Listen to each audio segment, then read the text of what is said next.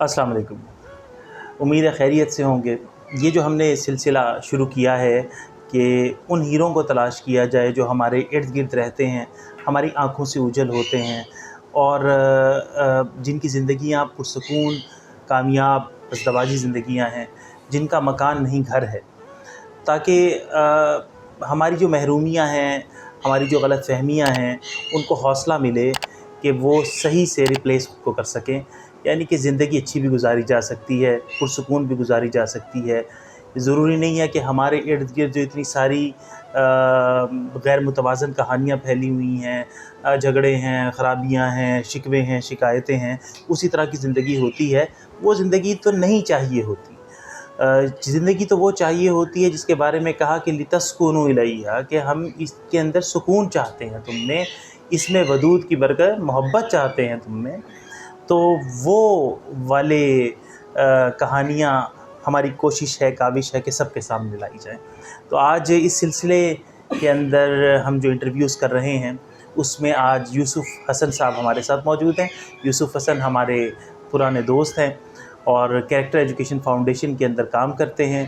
Printing के हवाले से कुछ सिलसिले हैं आपके? जी, मेरा काम बुक्स की प्रिंटिंग के हवाले से है। उनकी मतलब जितनी भी बुक्स सिलेबस की जो प्रिंट होती हैं, जी, वो सारी उसको जो है वो लुक आफ्टर मैं करता हूँ। उसकी क्वालिटी, उसकी प्रिंटिंग, ठीक। वो सारा मेरी आफ़ाक़ के अंदर रिस्पॉन्सिबिलिटी। भी रहे आप? आफ़ाक़ के अंदर भी मैं रहा हूँ और आफ़ाक़ में मेरी responsibility as a warehouse incharge की थी। तो वहाँ पे 8 साल वेयर हाउस का ही काम देखा और वहाँ से फिर शिफ्ट हुआ एक और इदारे में।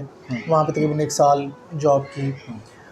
उसके बाद फिर एक अच्छी अपॉर्चुनिटी थी करेक्टर एजुकेशन फाउंडेशन, क्योंकि इनका जो काम है वो दीन के लिहाज से भी बहुत अच्छा और दुनिया के लिहाज से भी बहुत अच्छा। दीन के लिहाज से ऐसे है कि इनकी जो बुक्स हैं वो रिलेटेड टू कुरान पाक हैं। कुरान पाक की सही से एक उसका जो मतन है वो बच्चों को समझ में आ जाए, उसकी अदायगी जो है वो बच्चों को समझ में आ जाए। तो इसके लिए एक छोटी सी जो कोशिश है, मैं कोई इसका हिस्सा हूँ। तो इसमें पूरी कोशिश होती है कि अल्लाह ताला हमें इसमें कामयाब करे और जो मैसेज हम बच्चों तक या बड़ों तक जो पहुँचाना चाह रहे हैं वो पहुँच जाए। यूसुफ़ हसन जो है ये जैसे इन्होंने कहा कि सैफ़ के अंदर इस वक्त ये हैं कैरेक्टर एजुकेशन फाउंडेशन में, और इनकी जो शौक़ हैं जैसे खाना पीना लाहौरियों का होता ही है, तो वो आप इनको देख भी रहे होंगे, तो खाने पीने का इनको काफ़ी शौक़ है, एक्सप्लोर करते रहते हैं। और इसके अलावा घूमने फिरने का शौक़ है, क्रिकेट का शौक़ है। लेकिन इनका एक और ख़ास शौक़ भी है कि ये परिंदे पालते हैं। तो इनके पास कौन सा है जी आपके पास जो आपने पाले पाले हुए हैं? अभी जो है वो पाइनएप्पल किनौर है। अच्छा, वो अल्हम्दुलिल्लाह यानी आप इसकी सेल परचेज़ भी करते हैं? जी, सेल परचेज़ भी उसकी साथ है। तो तो आप में से अगर कोई जो व्यूवर्स हमारे देख रहे हैं, कोई परिंदों का शौक़ रखता हो तो आप वो भी हमसे रब्ता कर लें, हम यूसुफ़ भाई से रब्ता करवा देंगे। पाइनएप्पल कनौर एक कीमती परिंदा है। जी, बिल्कुल।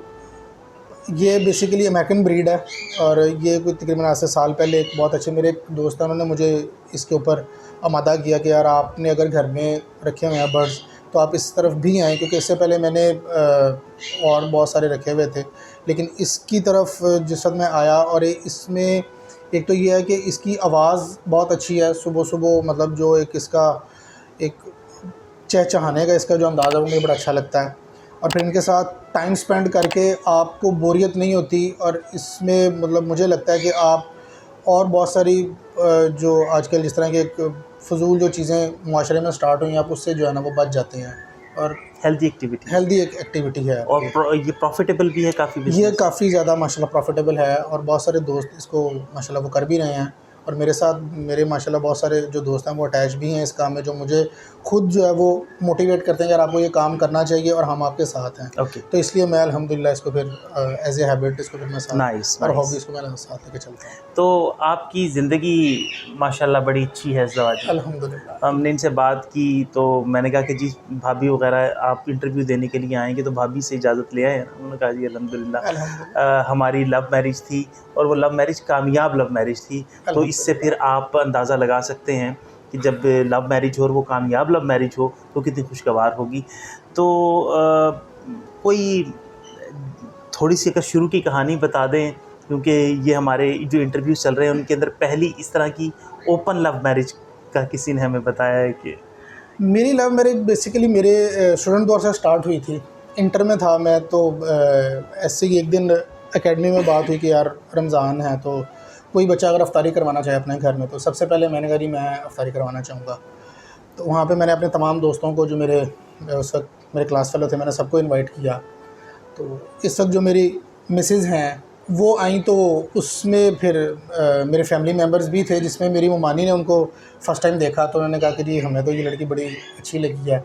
और फिर उन्होंने फिर मेरे से बात भी की कि अगर आपका कुछ है इनके साथ कोई रिलेशन क्लास फेलो के अलावा, तो उनको मैंने कहा नहीं ऐसी कोई बात नहीं है। तो फिर उसमें मुझे थोड़ा सा उनकी तरफ से भी एक फ़ोर्स किया गया कि भाई प्यार करो। तो उन्होंने मुझे फ़ोर्स किया गया कि अगर इनसे बात कर लें, क्योंकि मेरे कुछ वालदा की ज़रा तबीयत ठीक नहीं थी। तो उन्होंने मुझे कहा कि जी मैं अपने बेटे की खुशी देखना चाहती हूँ, कि मेरा बहन भाई कोई नहीं है, इकलौता हूँ। अच्छा, तो उसमें फिर वालिदैन का फिर आपको पता है कि यानी आपको लेवल प्लेइंग फील्ड मिल गई। लेवल प्लेइंग फील्ड मिली है।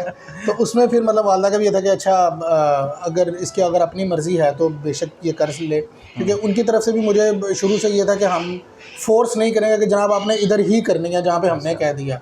अगर आपकी कोई पसंद है, आपने आके हमें बताना है, उसमें किसी किस्म का कोई लड़ाई झगड़ा नहीं है, कोई कुछ नहीं है, या हम आपको मारेंगे या डांटेंगे, ऐसा कुछ नहीं था। तो इसलिए मेरे साथ थोड़ा सा मोहब्बत का एक जो रिश्ता था वो वालिदैन का भी बहुत ज़्यादा रहा।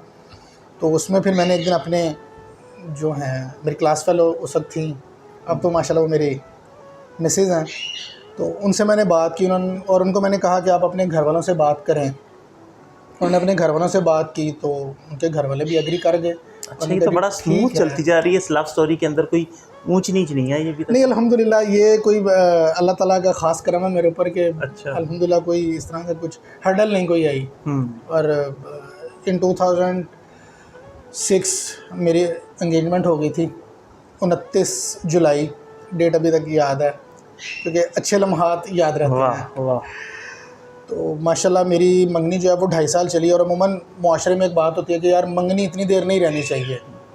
मेरा ख़्याल है कि मंगनी इतनी देर ना रहने का मुझे आज तक समझ नहीं आई। अगर आप बैलेंस करके चलते हैं दोनों फैमिलीज़, और आप एक इज़्ज़त का लिहाज रखते हैं और अपने सास ससुर को आप अपने वालिदैन की जगह समझते हैं, तो मेरा ख़्याल है कि आप एक स्मूथ लाइफ जो है ना वो शुरू से गुजारना स्टार्ट कर। अच्छा, मेरा तो ये ख़्याल है कि हमें जब इसके अंदर कोचिंग में जाते हैं, केसेस देखते हैं, तो लगता ये है कि आज के दौर में शायद मंगनी एक ज़रूरत बन गई है।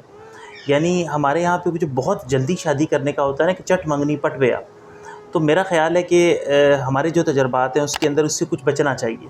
यानी 5-6 महीने का कम से कम गैप हो, जिसके अंदर एक दूसरे को समझने का वक्त मिल जाए, क्योंकि निकाह टूटने से मंगनी टूटना बेहतर होता है।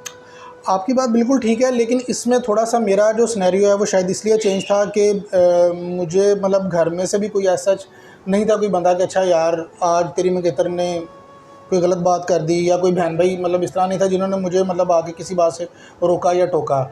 और ना मैंने शादी से पहले उसके ऊपर किसी किस्म की कोई जो है वो बात की कि नहीं जनाब आपने ये बात करनी है और इस तरह के कपड़े पहनने, इस तरह के नहीं पहनने। मैंने मंगनी शादी से पहले कोई इस तरह की कोई डिमांड नहीं रखी। शादी के बाद रखी? शादी के बाद ज़रूर कहा, क्योंकि वो अल्हम्दुलिल्लाह शादी से पहले वो बुर्का ऑलरेडी वो पहनती थी, नकाब करती थी, तो वो एक ज़रूरत थी कि अच्छा यार ये होना चाहिए। तो वो उसके बाद बस अल्हम्दुलिल्लाह वो स्मूथ चल रहा है।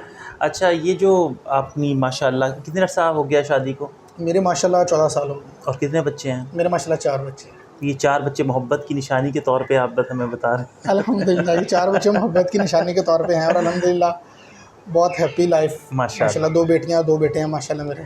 उसके बाद फिर कोई ज़िंदगी इसी तरह चलती रही या कुछ ऊंच नीच भी है आपकी ज़िंदगी में? ऊंच नीच अज़दवाजी तौर पे अगर देखूं तो वो मतलब जहाँ पे मोहब्बत होती है वहाँ पे फिर सम टाइम आपकी थोड़ी सी खटपट हो जाती है, इख्तलाफ हो जाता है। लेकिन वो इख्तलाफ अल्हम्दुलिल्लाह मेरे किसी भी लिहाज से उसने शिद्दत इख्तियार नहीं की। हाँ, मेरी शादी के 3 महीने बाद मेरी वालदा का सडन इंतकाल हो गया, जिसकी वजह से एक बहुत बड़ा गैप आया हम दोनों की लाइफ में। क्योंकि जिस वक्त मेरी शादी हुई उस वक्त मेरी एज सिर्फ 23 साल थी, और मेरी वाइफ मेरे से 2 साल छोटी हैं।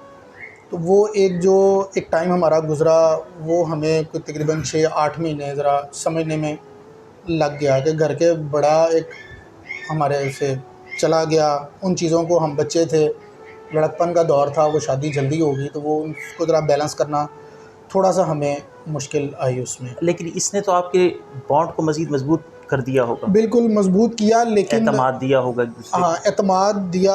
अल्हम्दुलिल्लाह उसी एतमाद का ही ये नतीजा है कि आज अल्हम्दुलिल्लाह हम लोग हैप्पी मैरिड लाइफ गुजार रहे हैं। और तकरीबन मेरी वालदा की डेथ के 2 साल बाद मेरी सास का अचानक इंतकाल हुआ, और मेरे जो इन लॉज़ हैं वो इस वक्त सभी बाहर हैं। मेरी जो सबसे बड़ी सिस्टर इन लॉ है वो इंग्लैंड में है, मेरा जो ब्रदर इन लॉ है वो अमेरिका में है, और जो मेरी छोटी सिस्टर इन लॉ है वो सऊदी अरब में है। और उस वजह से भी हमें बहुत सारी चीज़ों को फेस करना पड़ा। तो इस तरह जो एक इन बॉन्ड में जो हमारी एक जो मजबूती आती थी ना, वो यही थी कि अच्छा यार ये सारा कुछ हम लोगों ने ख़ुद ही करना है। और मेरे इन लॉज़ जो हैं उनके बाहर जाने की वजह से मेरे जो ससुर हैं वो फिर मेरे पास रहे। अच्छा, 2 साल अल्हम्दुलिल्लाह अल्लाह ताला ने मुझे उनकी खिदमत करने का भी एक मौका दिया, जो मैं अपने लिए एक गनीमत समझता हूँ। और मेरी जो वाइफ़ हैं उनके लिए एक बहुत बड़ी एक सादत की बात थी कि अमूमन और हमारे माशरे का एक हिस्सा है कि बेटियाँ जिस ब्याह के जाती हैं वो फिर माँ बाप के साथ कम ही मिलती हैं।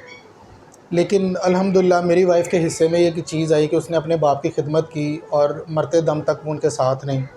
ये अल्लाह ताला का एक बहुत शुक्र है कि हमें वो एक दुआओं का जो सिलसिला है वो हमारे साथ रहा। वाह, ये बड़ी इंस्पिरेशनल बात है नाज़रीन कि मैंने एक दफ़ा इस चीज़ को पढ़ा कि हुज़ूर सल्लल्लाहु अलैहि वसल्लम से पूछा गया कि आपको कौन पसंद है, तो हज़रत खदीजा का तो इंतकाल हो चुका था, तो उन्होंने कहा आयशा, यानी आयशा अपनी बीवी।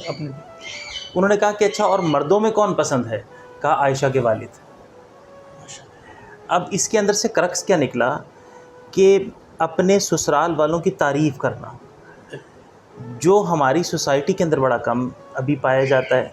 हमारे यहाँ पर रिफ्ट्स तो बयान होते हैं, इख्तलाफ तो बयान होते हैं, लेकिन वो जो तारीफ़ का पहलू है, हौसला अफजाई का पहलू है, एक दूसरे को रिकग्नाइज़ करने का पहलू है, वो बड़ा धीमा पड़ा हुआ है। तो इस हवाले से आपकी मिसाल बहुत अहम है। मुझे लगता है कि आज के माशरे में जो एक रूटीन बन गई हुई है कि बहुत जल्दी हमारे अंदर इख्तलाफात जो हैं वो मियाँ बीवी में वो आ जाते हैं, उसमें एक बहुत बड़ी जो गैप है वो यही है कि अदम बर्दाश्त नहीं है।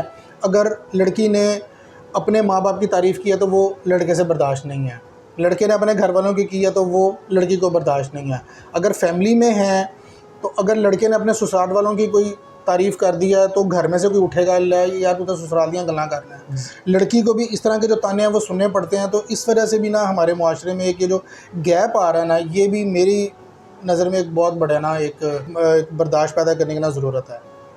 अच्छा, बल्कि दूसरों की अपनी ससुराल वाले की इन लॉज़ की तारीफ़ करने की, अब वो बहुत ज़्यादा अपने अपने तो सारी तारीफ़ कर लेते हैं। इन लॉज़ की तारीफ़ करने की बहुत ज़्यादा ज़रूरत है, तभी आप एक अच्छी जो है ना मैरिड लाइफ वो मतलब शिकवा कर सकते हैं, तो तारीफ़ क्यों नहीं कर सकते? हाँ, तारीफ़ लाजमी है। अगर आपके इन लॉज में अगर किसी ने कोई अच्छा काम किया तो आप उसको एक्सेप्ट करें। ये क्या फजूल बात है कि जी वो हमारे दिल में तो है ना। नहीं, वो दिल ज़बान से होना चाहिए, दिल में किसी ने उतर के देख चल। जी बहुत शुक्रिया। ये वो फोक दानिश है, ये वो हमारी गली मोहल्ले के अंदर छुपी हुई कामयाबी की दास्तानें हैं जो हमारे यहाँ पे बयान करने का रिवाज नहीं है, और हम इस रिवाज को फ़रोग़ दे रहे हैं। क्योंकि अगर हर तरफ से हौसला शिकन बातें सुनते रहेंगे, मायूस बातें सुनते रहेंगे, तो उसका नतीजा भी मायूस निकलता है, हौसला शिकन हालात की सूरत में ही निकलता है। अगर हम हर तरफ से ऐसी सक्सेस स्टोरीज़ को सुने, आदत डाल लें इस उम्मीद को सुनने की, इन खूबसूरत बातों को सुनने की, ये जो अमली बातें हैं, जिस तरह से इन्होंने ज़िंदगियाँ एक पुरसकून अंदाज में गुजार के दिखाई और दिखा रहे हैं, उनमें से अपने लिए चीज़ें डिराइव कर लें अपने हालात के मुताबिक, तो यकीनन हमारी ज़िंदगियों के अंदर भी बेहतरी आ सकती है, और फ़ौरन आ सकती है, और हमेशा रह सकती है, और हमेशा बढ़ सकती है। हमें दुआओं में याद रखिए, चैनल को सब्सक्राइब भी कीजिए, इस पैगाम को फैलाइए भी, और हमेशा खुश रहिए, पुरसकून रहिए।